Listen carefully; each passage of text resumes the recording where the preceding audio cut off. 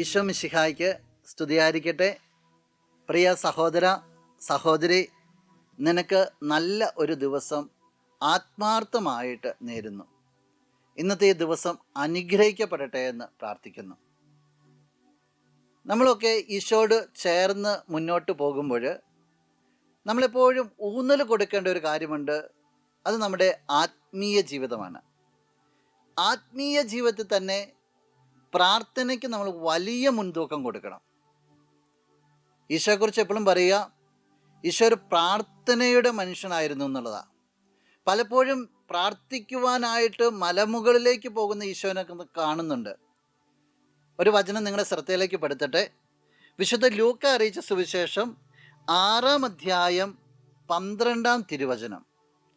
ആ ദിവസങ്ങളിൽ അവൻ പ്രാർത്ഥിക്കാനായി ഒരു മലയിലേക്ക് പോയി.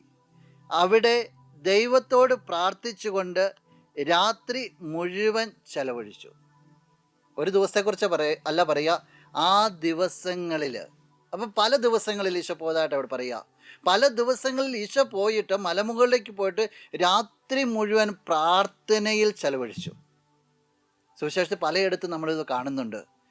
ദൈവപിതാവുമായിട്ട് ആത്മബന്ധം പുലർത്തിയ ഈശോ.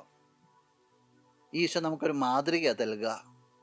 നമുക്കും ഈശോയോടും പിതാവിനോടും പരിശുദ്ധാത്മാവിനോടൊക്കെ ഈ ആത്മബന്ധം വേണമെന്ന്, എവിടെയെങ്കിലുമൊക്കെ മാറി നിന്ന് അല്പസമയം ദൈവത്തോടൊപ്പം ചെലവിടാൻ നമ്മുടെ തിരക്കുകളുടെ ഇടയിൽ നമുക്ക് സാധിക്കണമെന്ന്.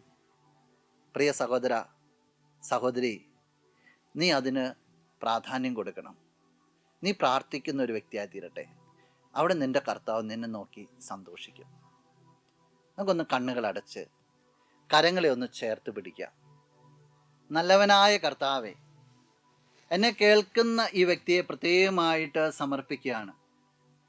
നിന്നോടൊത്തുള്ള ജീവിതത്തിൽ മുന്നോട്ട് പോകുമ്പോൾ നീ എത്രത്തോളം പ്രാർത്ഥനയുടെ മാതൃകകളെ കാണിച്ചു തന്നിട്ടുള്ളത്.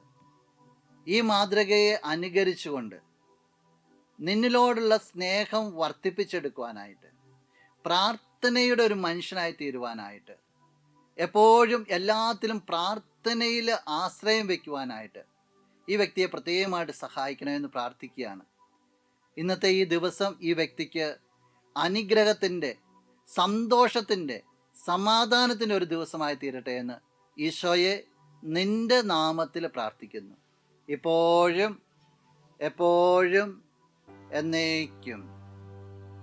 ആമേൻ. ജീവനുമെൻ്റെ സർവസ്വവും